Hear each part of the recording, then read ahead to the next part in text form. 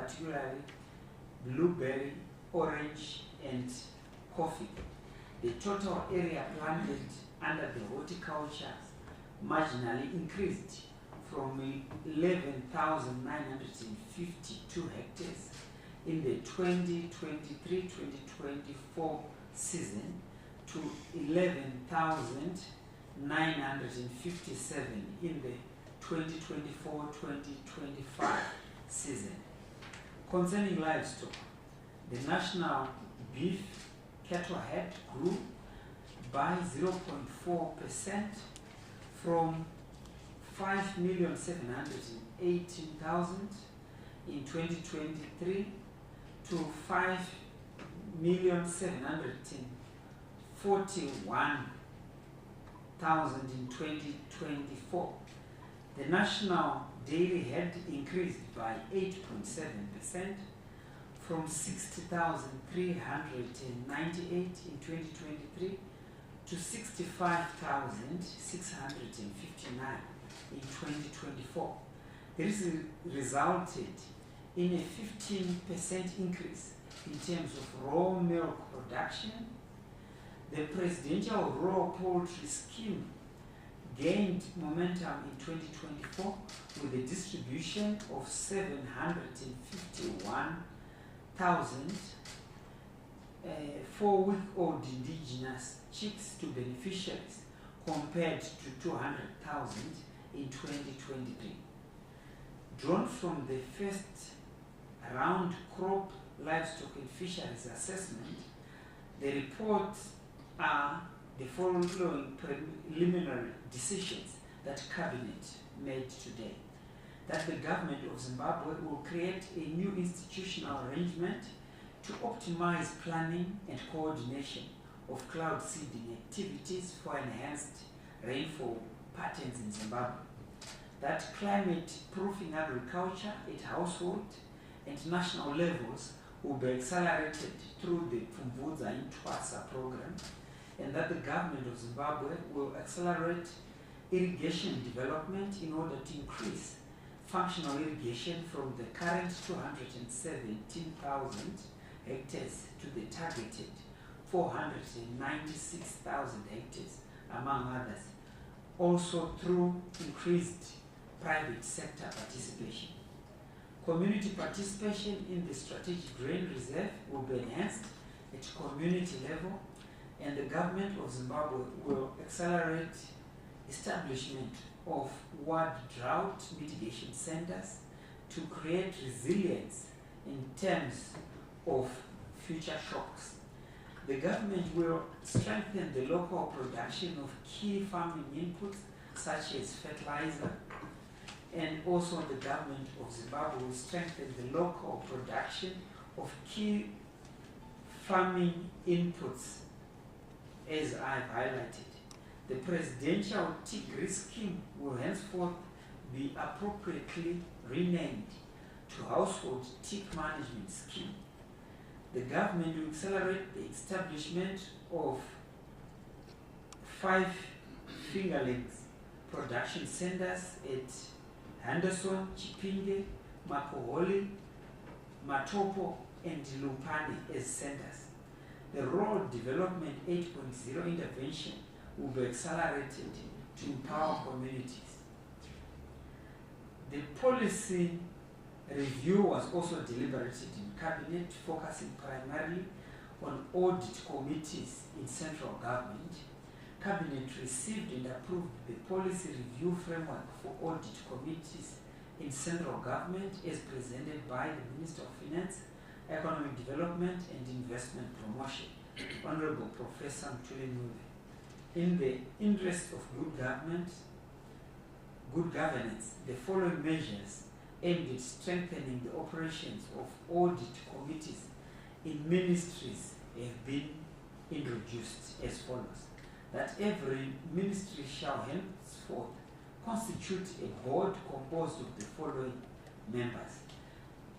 The minister responsible for the ministry as the chairperson, the deputy minister, 5 non-executive audit committee members, the accounting officer, and the head of finance.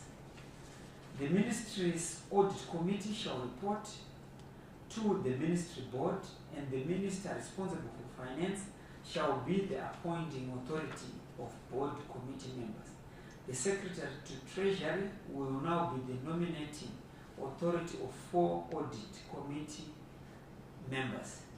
The Office of the President and Cabinet shall appoint the Audit Committee for Treasury. The Accounting Officer of the Ministry shall nominate 1 technical member of the Audit Committee who is retired, and the legal department in the particular ministry will handle the secretariat of the Audit Committee. Cabinet also received an update on the state of preparedness to host the 15th meeting of the contracting parties on the Convention on Wetlands, the COP15, as presented by the Minister of Industry and Commerce in his capacity as Acting Minister of Environment, Climate and Wildlife, Honorable Mangaliso Dlov.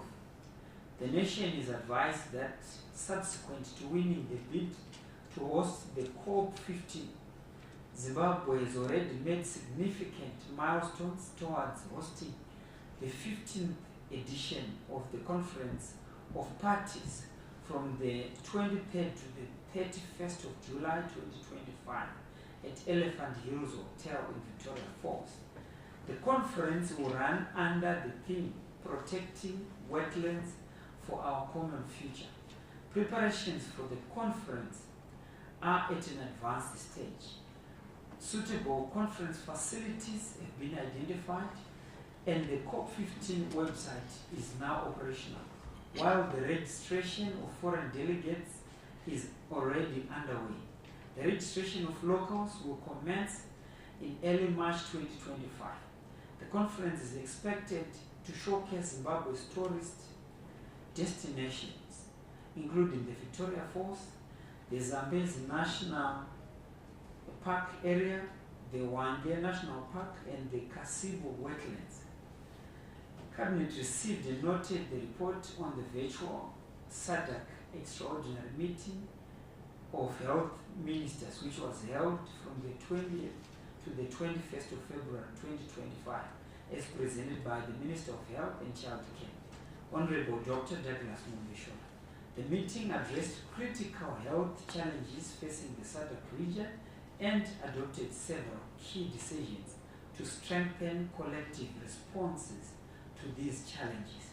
Key highlights of the proceedings and outcomes included the ongoing health emergencies in the SADC region, such as Mpox outbreak, the Marburg virus disease.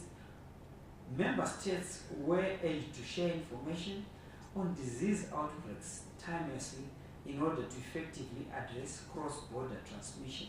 The meeting also endorsed the following: the SADC TB strategic plan, the expansion of the E8 malaria elimination initiative to all 16 SADC member states under the auspices of SADC, a project to accelerate the implementation and investment into the SADC sexual and reproductive health and rights strategy, the feasibility study on the establishment of a Southern Africa Health Organization, and the establishment of the SADC Food Procurement Services as an autonomous special purpose vehicle under the principle of subsidiary.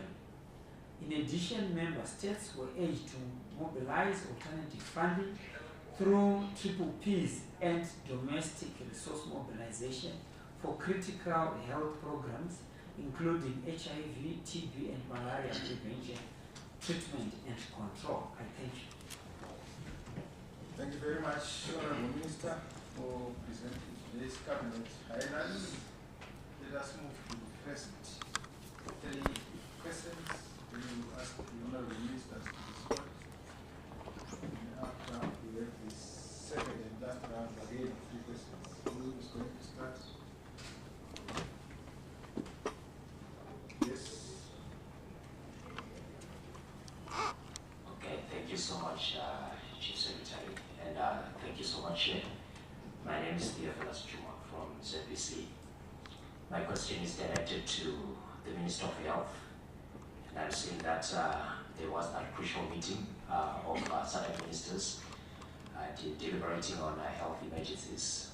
And I'm particularly interested in the fact that we currently stand at a precarious position due to climate change. Now my question is, how seriously exposed is Zimbabwe to arising issues coming with climate change, particularly looking at vector-borne diseases that are coming through the challenges of climate change? Thank you.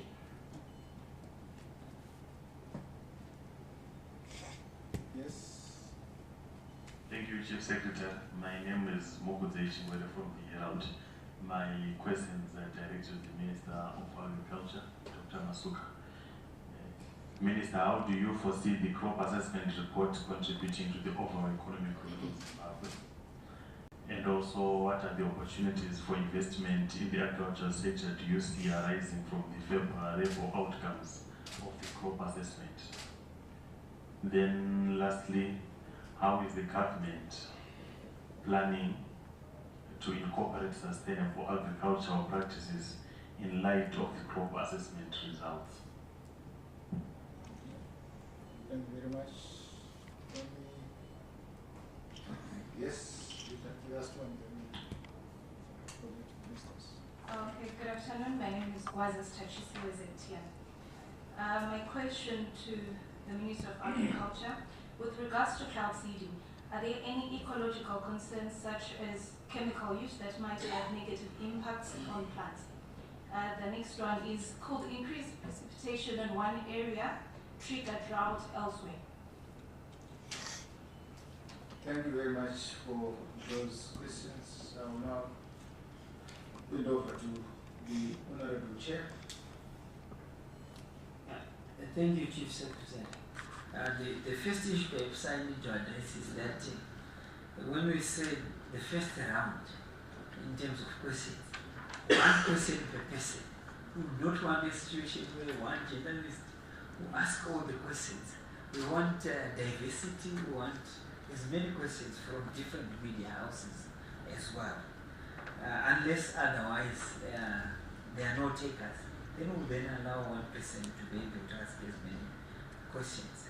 The first question is not, this is about the SADC issue, not about Zimbabwe as an individual member state. So we want to ask questions related to what has been discussed on a particular cabinet session. So I will first allow the Minister of Agriculture to deal with the questions in terms of the crop assessment and how government is going to leverage on the crop assessment report in terms of planning and also in terms of cloud seeding and the effects. Honorable Masuka first. Thank you, Chair. Quite a few questions relating to agriculture, showing the interest in the important sector that enters our economy as an agro-based economy. So, crop report and how that relates to economic growth. Perhaps we just look at 2024 and see that when we had the worst drought in 43 years, the economic growth was 2%. In a normal season, we see that economic growth at 5.5, and for this year projected at 6% on account of expected stellar performance in agriculture and other sectors. So agriculture is this drag effect on the economy that we saw last year if there's a drought. So agriculture, if you invert that in a good season, it must have that push effect on the rest of the economy. Agriculture supplies 63% of the raw materials into manufacturing. So it means the raw materials will be available. So that must ignite more production in the manufacturing sector. Agriculture is on its own an economic activity. You see that the tobacco sector, for example, 142,000 hectares have been under tobacco this year, a 5% or so increase from last year. So we now expect an increase in volume of tobacco, perhaps upwards of 300 million kilograms. Last year we exported 1.3 billion worth of tobacco. So the expectation is that that direct economic impact of agriculture will be felt and will contribute to the other sectors of the economy. A vibrant, growing agriculture sector on account of the weather will also means that farmers are better off, if the resources to be able to purchase the raw materials for their own use. Agriculture absorbs 40% of the manufacturing output. But we have seen generally that if there is a good performance of agriculture in communal areas, there will be purchasing power will increase. And so that is so I've said in the past that agriculture is a causal effect directly into economic growth and into industry. Agriculture is a collateral effect on other sectors of the economy. Agriculture is this multifarious impact on all these sectors. So the performing agricultural sector is good for the country. Then the investment opportunities, although this is not about investment opportunities, the first round of crops, livestock and fisheries assessment is an area assessment, is a population assessment for livestock, and is a numbers assessment and quantity assessment for fisheries and crocodile. The second round of crops, livestock and fisheries assessment is one that gives us the quantitative parameters of progress. If it is beef, we say what is the calving rate, what is the mortality rate, what are the causes, what should be the policy interventions. But for now, what we can clearly see from this pattern and from the first aspect, that our economic fortunes are tied to agriculture. When agriculture performs, the economy performs. So it means that there are investment opportunities in building resilience. So climate smart agriculture interventions, and we'll say the two levels.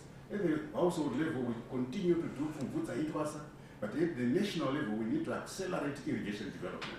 We've targeted 496,000 hectares, with 217,000 hectares currently developed. So there's a massive opportunity, and the government wants to create this environment where we can crowd in the private sector. And when the president headlined on the 5th of July 2024, the accelerated irrigation investment, it was for this purpose that we see this investment in climate-proofing agriculture as the major investment that we are looking at. At the ministry level, we track 21 enablers in agriculture, including finance, mechanization, irrigation, and much more. So anyone who is willing to invest, we can provide the overall prospectus for investment, but building climate-proofing agriculture perhaps will be the priority there. Then I see something on sustainable agricultural practices. Since the launch of the Agriculture, Food Systems and Rural Transformation Strategy by the President in August 2020, we introduced Fumvutsa as the climate-proofing, climate-smart agriculture intervention for households. Fumvutsa Intwasa is a scientifically proven method of rebuilding the soil and ensuring increased productivity, viability, and sustainability of agriculture, because most of the soils in communal areas have been degraded. The pH is so high, the soil structure is broken. So Fumvutsa classically is a sustainable, intensive agriculture intervention method, which, as we're discussing in cabinet, should not just be done by households in order to receive presidential inputs, should not just be done by households in order to receive social welfare support. Fumvutsa Intwasa is a proven scientific method that increases yields. So whether you receive the presidential inputs or not, you must practice Fumvutsa Intwasa. In it, it is about sustainability. So this government is climate-proofed agriculture by adopting this sustainable, intensive conservation agriculture method, and we can see the progressive increase in the area under Fumvutsa. The government will be putting a policy position that whether Fumvutsa or not, whether presidential input or not, Fumvutsa is the way to go. Then I see something from ZTN worrying about cloud seeding and the perhaps consequences of precipitation in one area causing a drought in another, and also whether the cloud seeding chemicals have no negative environmental effect. Any development in any area is bound to have some impact. The development, whatever you want to do, must minimize the negative while maximizing the positive. The intention of cloud seeding, which we did not undertake in the recommendation by Cabinet and the policy position, is that we want to institutionalize the cloud seeding planning, execution, monitoring and evaluation, because it is precisely recognizing that cloud seeding is not one ministry alone. It has these elements that need to be carefully monitored, studied, so that we can come up with the best outcome. There are various theories about the success of cloud seeding, various theories about whether cloud seeding done wrongly could concentrate rain in an unwanted area and then disturb the normal moisture movement in the normal geography that we know of causing rain, and to what extent that impacts. But we've said that's why we need to be able to approach this carefully with more and more increasing scientific evidence that this could be enhanced moisture in wanted areas. So this will be able to minimize the negative impacts, including this so-called alignment and precipitation in one area, which might cause drought in another. I don't want to mention the jurisdictions that have been mentioned as related to that, because that's a subject of ongoing scientific study. Thank you, Chair.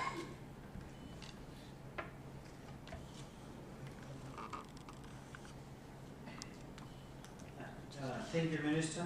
The second question is to the Minister of Health. Over to you, Dr. Mama. Thank you very much, Chairman.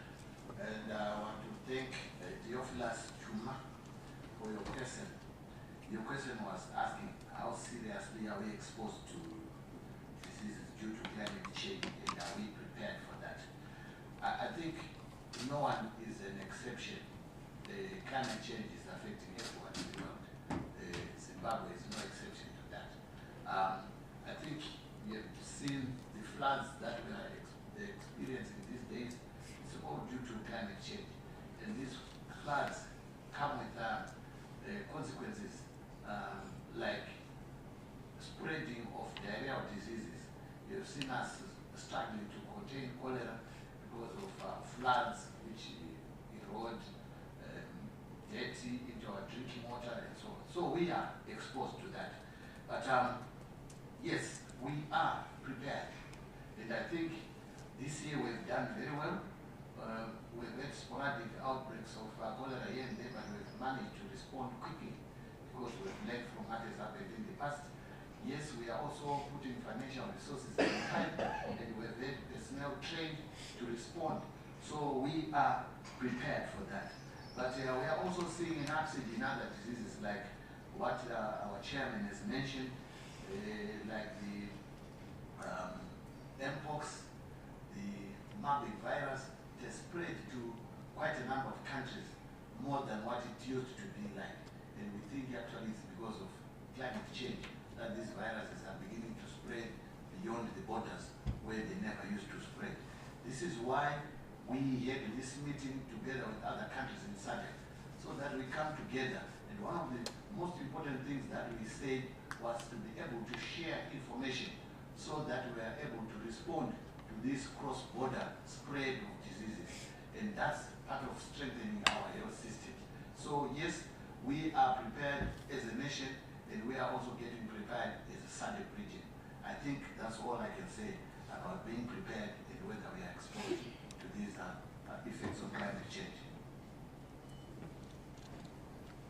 Thank you very much, Ministers, for responding to those questions. Can we move on? Any other question?